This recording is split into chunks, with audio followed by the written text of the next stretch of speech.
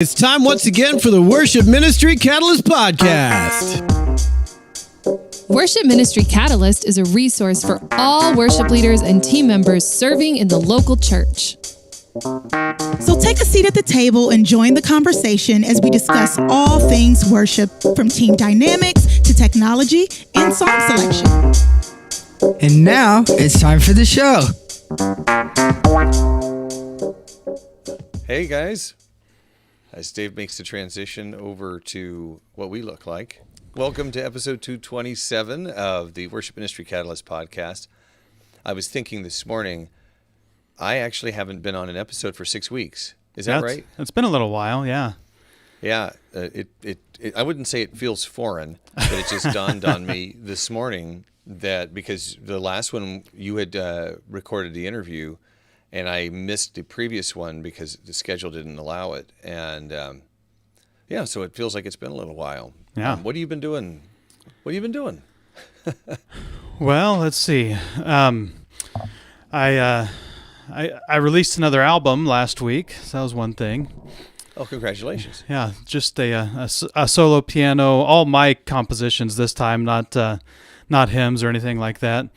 I got to cover a couple weeks before that of "Battle Belongs" by Phil Wickham. Have you done that song?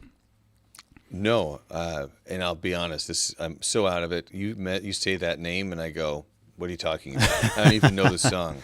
I'm clearly not a good influencer because I didn't know what you were talking about. Well, it's a great song, and it's kind of at the top of the list. Thank you. Becky's bringing me some coffee right now. Thank you, Becky. Yeah.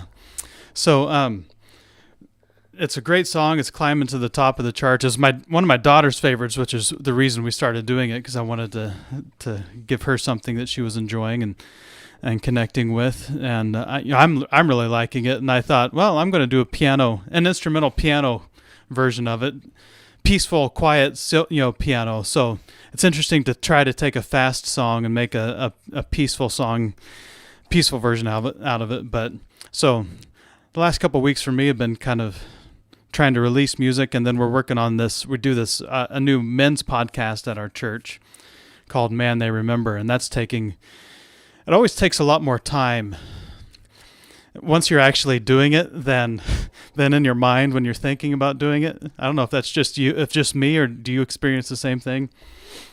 Yeah, always. Because every time you add another person, you're adding another complexity, and you can't easily calculate or estimate how much that the impact of that complexity on things. So yes, I understand that. I think, and go ahead. I'm sorry. Well, it's a fun experience. I think it's actually especially fun for the guys. I believe they're having fun, but it's just so. There's the podcast recording process, and that's the easy and fun part. But then there's all the other stuff that somebody has to do, and if you're the guy that's kind of putting the whole thing together, then you end up carrying that load. Someday it'd be nice, Mm-hmm. Maybe we get some volunteers who are a little more trained and equipped for that, but we're not there yet. No, and I completely understand. As Dan and I do work on frequency together, that's one thing that comes up all the time is like, man, we would do this a lot more often if there was somebody around who would take care of the post-production stuff. Because the fun stuff is what we're doing now. Right. And actually part of the reason, we're using some of these tools is to we really want out of the box to not have a lot of post-production. Right, yeah. For all the people listening are particularly interested. By the way, I did pick up my notepad and a pencil and write down "Battle Belongs." Oh, so good. That, I've got so a that notepad here look. for myself as well. Have you done the blessing? Have you? Yeah, we do the blessing. We did it yesterday, actually. Did you? That's Yeah. something that my congregation has begun asking for, and it's a lovely song. Just got to figure out how to pull out like 5 minutes of bridge. Right. So that it's, you want space for soaking, but you also don't want to get pruny Right. from worship. I mean, maybe that's a term I'm just going to go ahead and brand right now is pruny worship, when you overdo That's a good one. The repetitiveness, and you know what I mean? I got to write that in the comments right now, because that's a good one to. Well, it works with soaking, right? Where you're Yep. really soaking in worship, but then if you're in there too long, your skin gets all wrinkly. Yeah, I agree. There's definitely a place for soaking. I tend to not soak. I tend to be. If it's a really powerful bridge, I might do it. I might do it 4 times, but that'd be like the max for me. I'm more of a 2, maybe 3 on the bridge kind of a guy. Yeah. But yeah, I just even, and I think I really think that's really limited. It's a really limited group of people, and I could be wrong. Maybe I'm wrong. I've been wrong about a lot of things, but it seems to, in my personal experience, to be a really limited group of people that like singing the same bridge for 8 minutes on repeat. Yeah. I don't Well- think that's a mass appeal thing. Maybe I'm wrong. I think it's circumstantial. And I'll tell you why. Again, people who know me or listen know that, I grew up in a Catholic background where everything is very regimented, very structured. And the idea, when I started leading worship, where you'd see people lifting up their hands and being very demonstrative with their worship, was a very foreign and uncomfortable idea to me. And I went to a worship retreat in Missouri. This is 11 years ago or something like that now. And the first night they had an optional worship set. And I thought, cool, I'm going to hang out with a few people, and we're going to have somebody lead us in worship, And David Linder, the blessing. There's a link up there. That's very exciting. You mentioned we're learning trying out new software, and one of the things is, like you said, to not have to do so much post-production work, and that's one of the things I'm trying to learn. Like if you figure out how to get all this stuff up there while you're talking about it, then you don't have to do anything afterwards. Good call. Yeah. But and we just not get a third person to do that on the fly for us. Right. Sorry, continue. That's right. So they had this worship set, and it was being led by a worship leader from IHOP, the International House of Praise. Prayer. International House of thank Prayer. you. Yeah. Yeah, that's right. Thank you. Just in case we have some IHOP people who listen. Yeah, sorry, folks. And I didn't know any of the songs she was doing. Right. And there was a woman next to me who was also a worship leader who didn't know the songs either, but she was just in it. She was in it, and it was very repetitive. And at first I was kind of judgy, to be honest with you. I'm like, you guys are weird. That was, I'll be honest, that was what I was thinking. And the more that I sat there with it, the more that I just let go. And I'm like, nobody is here to look at you and think that you look stupid. Right. That was a big part of that for me. And then there's an idea called Taizé in worship, where you take the same 8 bars. Have you heard of it? It's not familiar to me. Taize. But it's 8 bars that you just sing over and over and over again. And it was introduced, I think, by a group of monks. But the idea is that you learn the melody. You can even learn some of the harmonies and stuff. But at some point, you're able to disassociate from what you're singing and focus on. You disassociate from the performance of the singing, and you focus on what you're singing. What is the truth behind this? And exploring that in a meditative, worshipful way. And I think that you have to be in the right environment for something like that to work. If it's a Sunday morning and people are thinking, hey, worship leader seems to be really enjoying themselves a bit too much on these 8 bars of this bridge, I'd like to wrap this song up, How do you spell that? Taize. See if that pops up for you.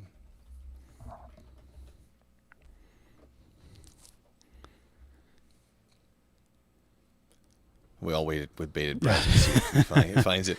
But you know what I mean. I'll fill in space while you're searching for that. There are times I know where I really want to explore a song a bit more. And then as I look at the congregation and have a sense of where they're at, are they with me on this song? Can we go a little further with this? And sometimes you can. Sometimes you can see that they are along with you. And there are other times when it's not like they're not worshiping. It's just that they are not that deep in worship. This past week we did an old song from Vineyard called Humble King. It's been around forever. I just started crying leading worship. I just all of a sudden was just hit by it, and I just wanted to keep singing it, you know. There you go. Oh, yep. Thank you for sharing that. So I think on most Sundays it doesn't really work, at least not at not at my church. But you know, I'm also not like there's different church environments and church cultures, and you know, maybe your message is 15 minutes long and worship is an hour and 10 on 3 songs. You know, mm-hmm. I don't know. Yeah, you know, Thank you for sharing that. Yeah, just an article, a PDF I found by the Evangelical Lutheran Church of America, ELCA. Maybe there's something helpful there, but so I'll go check that out because it's a new concept to me, but I definitely like learning those kinds of things. So, yeah, you know, I think there's definitely merit in it when what you're saying, you know, that I think a lot of times we don't pause and reflect, and we don't give ourselves time to even really enter into an experiential moment like worship, because we're just, you know, checking off the list and trying to get through everything. And then at the same time, you know, I think there are probably, you know, even as musicians, there are plenty of times where you're still focused on the singing and the performance and less on you know, worshiping through it. And I'd have to imagine that for people in the congregation, that's true as well, where, you know, especially if it's a new song, I could see where, you know, taking some time to do that, it would be good. So yeah, some good points there. Well, you know, you alluded to a topic there. I at least I thought you felt like you did, the idea of, you know, how preparation kind of leads into worship, you know, and sometimes if you're not as prepared as you'd like, which is most weeks, mm-hmm. That there's always a bit of your brain, or a lot of your brain, that's reserved for logistics. Right. What's this transition look like? Oh, wait, what is that chord that's coming up? Is that the weird one that's got the augmented note in it? And why is, you know, am I speeding up or slow? You know, and there's not as much of your brain involved in the spiritual aspect of worship right. as you would like there to be.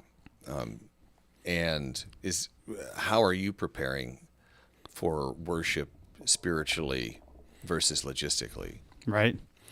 Yeah, and I think that's a mistake that I make too often. I think probably a lot of worship leaders do, if we're being honest. We overestimate our ability, maybe. I know I do that anyway. to learn a new song and sing a new song. I've talked about this before. I think I'm done putting new songs after the sermon, because it's just, there's left brain, right brain activities. I totally disengage from anything we were doing worship, you know, practice before the service, and excuse me. Then by the time I finish up the sermon, whatever we had learned in the practice that morning, it's just completely gone. Yes. And by the time I got back, we did The Promise, a new song, a really good song by Maverick City. Another kind of newer artist. Yeah. Super popular right now. Really kind of screaming on the scene.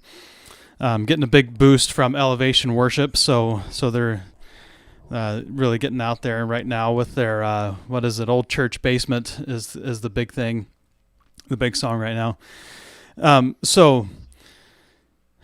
But we were doing the song Promises by Maverick City, and I didn't know it well enough. I got through practice pretty well, and by the end of practice had it down pretty well, but then by the time I get back up there after the sermon, I printed off the lead sheet knowing in advance I was going to have a hard time with it. It's like, at least if I have the music there, I can probably still find the melody even if I struggle a little bit. Didn't help. I mean, it was just totally gone by the time I got back up after the service. So Man, I can relate to that. Yes. So, but then this week we repeated it, and we did it before the sermon, and it was fine. But I think there's what'd you call it? Teze? Is that how you say it? Teze, yeah. Teze. There's for us as worship leaders, I used to argue for this, and really especially on the podcast and with my own worship teams, that we started working on new songs a month or two before we'd actually introduce them to the congregation, and the reason was I wanted us to be so familiar with it that by the time we were leading it to the congregation, we were able to worship to it. That way, people's first experience with the song wasn't us trying to fumble our way through it, but it was a good experience of worship, right? So there's definitely a lot of musical preparation that I think we need to, at least I need to get back into to doing if I'm going to be prepared to lead people in worship with a song. Yeah. That's something that I think it's a good message for worship leaders, but also pastors as well. And I say that because, and realizing you wear both hats, that occasionally, a pastor will come up and say, I'd really like to do this song this Sunday. And I'm like, I've never done that song. Well, can you have it ready? And realizing right now I'm still, hopefully not much longer, but still a worship team of one a lot of the time. And when there is, I can usually kind of cobble that together. Mm-hmm. But I remember the first time I did like Reckless Love, same 4 chords, whole song. Right. And you've got 3 distinct melodies that are sung over those 4 chords that all start at a very different pitch. And if you don't lock in to where that is, you're in trouble. Mm-hmm. If you don't have the utmost confidence in that, then you are lost, and you have also lost your congregation. And it does a disservice to the song as well as the congregation, because if you are prepared and the congregation can feel your confidence, they will engage with it that much more. And, like the first time I did Ross King's Hallelujah for the Cross, congregation, I mean, I had it locked down. It was a song I'd been singing for months. So when I brought it in, I wasn't even thinking about it. What the congregation was reflecting to me, their worship. And they had this just energy to them. And it was just like, oh, those songs that you lead worship, and when the song ends, everybody kind of goes, oh, wow. Right. And I don't think it's really hard to get to those moments if you're Right. not actually prepared so that you can spiritually enter into worship. So, I mean, there's a lot of work up front. Right. There should be. Yes.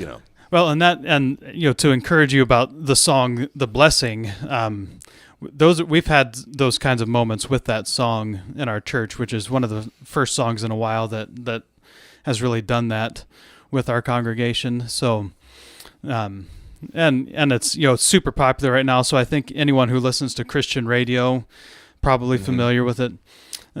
So that helps. I think I've told this. I know I've told the story years ago on the podcast, but there were some songs that we wanted to do, and this was back in the day before Spotify, where you had to burn a CD of worship songs to play pre-service and post-service if you wanted to do that. Yeah. Right. Yeah. And so I put a bunch of songs on there that we were thinking about doing, some new songs, and and we just played it on repeat, week after week after week after week. And then this will tell you how old it was. Jesus Messiah, the Chris Tomlin song. Yeah. We hadn't sung it yet, but a Sunday came and it was the perfect fit for that service. And I thought, well, we can play it it's not a difficult song. I don't know if the congregation will know it, but they've heard it a whole bunch of times, and so we led it, and everybody knew it. So either Right. they either knew it from hearing it before the service, week after week after week, or because they'd been listening to it on their own. And so there are some times where that happens, but it's kind of an exception, or it's a different form of preparation. You've been preparing the congregation subconsciously without them even knowing it for weeks, Yeah. and then they're ready for it, musically speaking, anyway. There is definitely something. Well, the idea that when you hear a song that you think is the first time you heard the song, but it sounds so familiar to you. Heaven is Where You Are, the Paul Baloche song off of his most recent album, is one of those where I'd really listened to the whole album a couple of times, but not really listening in an engaged way. It was more of like background music. Oh, I'll put this on. I'm not really listening for what's a song for worship. But when I finally did sit down and start evaluating those songs for worship, that song played and it just thumped me. I just, for whatever reason, I just connected with it, and I already was familiar with how it sounded, even if I didn't know the song. And I'm just, why am I not doing this? And that's something that, from my homework perspective as a worship leader, I am very convicted of the fact that there are songs you've listed today where I go, I don't even know what you're talking about, because I'm not listening to Christian radio. I am not engaging with the songs that are sent to me by the labels to listen to for, hey, you should check this out. I'm not checking out Song Discovery from Worship Leader magazine. And I've gone from being one of the people that was most on top of what was popular to the person who has no idea what's happening. It's just a completely opposite side of that. Yeah. So somewhere in between there's some balance. Yes. Yeah. I haven't got there yet. I'm working on it. Me I'm either. working on it. And like I've said before, I don't listen to worship music all that often. I listen in conversations for songs people are talking about, really, is how I do it now. I don't go listening for new worship music. There's just too much to even try to stay on top of it, right? Mm-hmm. But if I hear people start mentioning an artist or a song, and more than one person in more than one context, then I'll go check it out. Yeah. So yeah, fair enough. But so there's that's the musical preparation. What about our spiritual preparation, like our personal worship preparation as a worship leader? How do we accomplish that? How do we do that?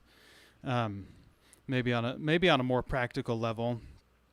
There's a lot musically we talk about and we tend to talk about, but we haven't had a lot of conversations over the years, either you and I or Kevin and I, about being spiritually prepared to lead worship as worship leaders. Yeah. What are your thoughts on that? Yeah. One of the first things that pops into my head is, like, I help coach some sports. And when it gets hot outside and kids are like, oh man, I'm so thirsty, right? I'm like, have you been drinking water throughout the day?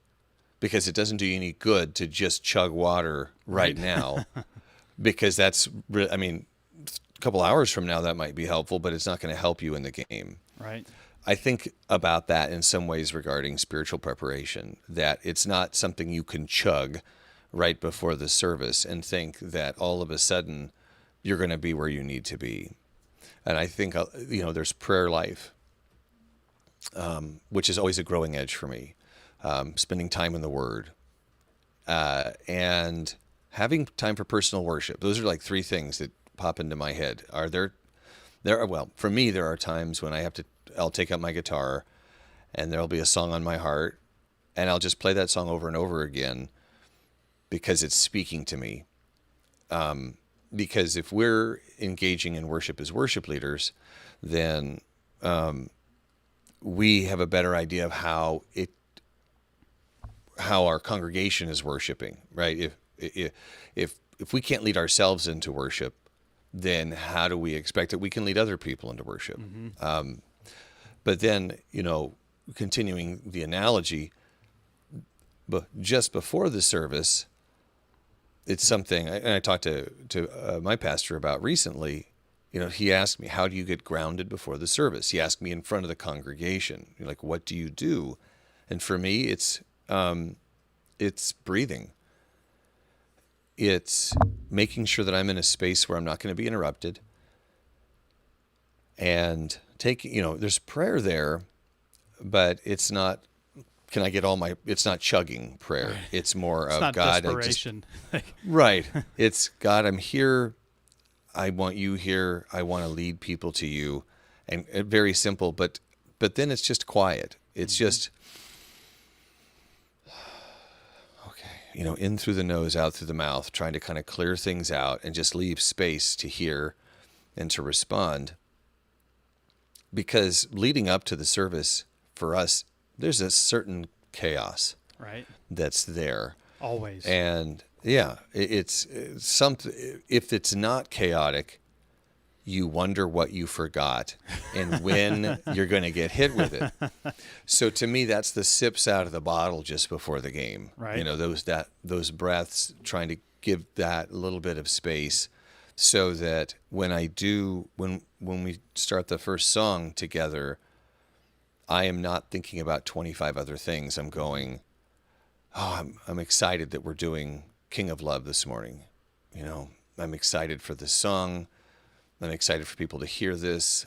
I feel looser, right, not tense. I've had people comment to me, they can tell when I am more comfortable, and that makes them more comfortable. Right. So that's kind of my initial thoughts on that topic. And what about you? Yeah, I think some very similar things. I hadn't thought about, the breathing and calming and stuff right before the service, but prayer, your prayer life, your personal prayer life, your personal worship life, your personal devotional life, really, I guess is what we're talking about. Yeah. If one of the things that I know they talk about with pastors and preachers is, if you're not walking with God on a daily basis, your well's going to run dry. You're going to run out of things to say. You're going to run out of context. You're going to run, and when I preach a sermon, a lot of the things are written down, but then a lot of the things I say aren't. And I trust that God is going to bring to mind things that He wants me to say, usually from Scripture, from some kind of interaction I've had with Him over recent weeks or months, even. And God will use those things. But if I'm not doing that stuff consistently, it's not there, right? So, then it's just like all I've got are my prepared notes, and there's nothing else in advance, in between the lines that I can add. And I think it's so easy as worship leaders to really just focus entirely on the music, and only ever have a moment of worship when we're doing worship music, or when we're practicing music or whatever it is. And we don't have any foundation in our spiritual walk with God. With we call it, for our discipleship purposes here, it's our daily RPMs. Got to get the engine going, right? So read, pray, and meditate. If we're not doing those things on a daily basis, then it's really going to be hard to be prepared to lead worship on any Sunday. You can, and even if you do those for a long time and then you have a week where you don't do them and you try to get up and lead worship, I think it's evident to people. I think people can tell when you're getting up. I know I think I can tell pretty well, but I also know the people, and I kind of know their habits and rhythms. But I think I can tell when someone's getting up and they're worshiping and leading the congregation in worship out of a lifestyle of walking with God Monday through Saturday the week before, and the others who haven't spent any time with God and maybe practiced the songs a little bit, but that was the extent of it. And there's just, to me, there seems to be a pretty clear difference between the two. And I think our congregations can tell too. Yeah, I would agree. I think also there's grace there. Oh, yeah. In that there's going to be, like I said, like this past week, we did Humble King 2 weeks in a row. I'm not sure why, but we did. And for 2 weeks ago, I was like, this is nice. This past week, it was, holy cow, I can't hold it in, and I can't tell you the difference between the two. Why it hit me one week versus another. And there was a pastor who I'm aware of. I don't know, but he would be good. He'd be really, really good about 1 out of 10 Sundays, and the other 9, you're like, right? What are you talking about?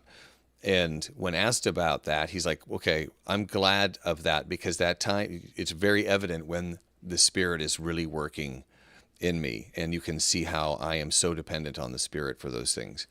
And part of that meditative process is to say, I want to leave space for me not to be in control. In the same way you're talking about your sermon, that leave some breathing room, be prepared, know that you're ready. But if the Spirit says, I need you to go here, right? And I'm not prophetic or anything, there's just definitely times when I'll get something and I'm like, somebody here is having a really rough time right now. And I want to speak to that a little bit. And being receptive to that, I think, happens when your RPMs are at the level that they should be, because if you've done your own self-care, your own spiritual self-care, then you're in a better position to provide care for other people. Mm-hmm. If your spiritual self-care is suffering, then you are so focused on trying to pull yourself together that you are not open to what other people are living. Yeah, we live on a small 5-acre farm out in the country, and one of the things that I notice is that I have a lot of engines I have to take care of, and it starts to get annoying. And the engines that I don't run consistently are always the ones that I have to do more work on. That's right. But the ones that we use on a regular basis, the ones that are running, at least once a week, they're better. But the ones that go long spans in between being run, they start running rougher. You start having things like your jets in your carburetor get clogged up, and you have to take the carburetor apart and clean out the jet, which is not fun. It's a hassle, and just gunk builds up in there when it's not getting used. And I think the same thing happens with us spiritually. We get all kinds of gunk that just builds up in our hearts and our souls that doesn't come out until you're running the engine. And if you're running it regularly, that stuff is kind of dealt with. But then, Sunday mornings leading worship, there's a pressure to it, right? And sometimes those things end up coming out in rehearsal with the people you're trying to lead worship with, and you end up, stressed out and strained in relationship because all the gunk that's coming out, because you're finally starting to turn on the engine, you're fired up your worship engine, and now all that stuff is starting to come out, and you've got some problems. Yeah. Some sputtering and coughing and But I do think the two, going back to Paul Baloche, I think they need to come together. Your musical preparation and your spiritual preparation, because you talk about the idea of space between the lines when it comes to worship, and kind of pouring in all that spiritual preparation throughout the course of the week, but then at the same time being musically prepared if the Spirit leads to go in a different direction, in the middle of a song or in the middle of a set. If you're spiritually and musically prepared, then it's like, oh, let's just go there, and you're confident to go there, and you can lead the team there because you know where you're going. And the team might take a few bars to catch up and figure things out, but where you're going, they'll catch up. But if you try to do something like that without being spiritually and musically prepared in the middle of the service, it's going to be a train wreck most of the time, right? Yeah. Well, what it made me think of is if you ever go camping and you're pulling a trailer, right? If you turn too sharp, the trailer's going. I mean, and it's going to throw everything off. If you're not thinking about that turn, yeah. Anyway, Yeah. If you don't, I'm sure I'm going to kill the analogy, but Well, yeah, we'll let that go. all analogies fail at some point in time. Yeah. I have to remind myself of that because I try to find perfect analogies and then I'll kind of take them out to a logical extreme and then it breaks. It doesn't work, and so it's like, well, I guess I can't use that one because it doesn't fit perfectly. And it's like, well, it worked for the first 9 things. Just leave the 10th one out. Right. But, or yeah. just acknowledge, well, yeah, okay, it kind of breaks down there, but it's valid up to this point. That's why Jesus used them all the time, because it spoke to people. Of course, his are so rich and complex and culturally dialed in, and they, as I study and I'm listening to his stories, I go, oh my gracious! Oh yeah, that means this and this and this, and we have surface level and next level and all this. Wonderful! It's wonderful. Yeah. But yeah, no, good topic. Good thoughts today. Yeah. Well, I guess we'll wrap up there and call it a day. That's about the right amount of time. I do want to remind people. We've been around for 13 years now. I was telling Joe that before the podcast started, before we hit record or go live or whatever the button was I pushed. Yeah. May 15th of 2008 was the first episode Kevin and I released back in the day. So that puts us at 13 years now doing this podcast, right? If my math is correct. Yeah. Crazy. So that's a long time, and a lot of people don't even have kids that old, haven't been married that long. Especially probably a lot of younger people that might be listening to this haven't been married that long, don't have kids that old. So yes. Well, Sam's going to be 13 this year, so Wow. He's the same age as the podcast. wow, yeah. So, but I was looking on our iTunes. We don't have a lot of reviews to begin with, and there's a couple of negative ones on there from Kevin and I, where we'd spend too much time talking about football and other things and not talking enough time about worship. Yeah. So if anyone's listening and would like to go drop a positive review, Joe's review is on there. You've got a review on there for us from a few years back. Before I was part of the podcast. Yeah. But if anyone would like to give a review, we'd appreciate that and kind of help reinvigorate the reviews. Either choose your stars, 1 to 5 stars, or just a written review is helpful too, and that kind of helps people who are looking at the podcast now say, oh, someone still listens to this now after 13 years. That's not just an old podcast that no one listens to anymore. But yeah, we'd appreciate that. So Absolutely. Yes. Well, sir, it's good to chat. Any final thoughts before we wrap up today? I don't think so. Read your Bibles. Well, I'm pray. I'm going to check out some of these songs. I think I owe it to my church, and we'll catch you guys again in 2 weeks then. All right, take care. Have to hit the right button. There we go. Thanks They for don't hear joining us us at this once point. again on the Worship Ministry Catalyst podcast. And make sure to add your voice to the conversation. You can find us at twitter.com/WMCatalyst. On Facebook at facebook.com/Worship Ministry Catalyst. Or head over to worshipministrycatalyst.com and drop us a note.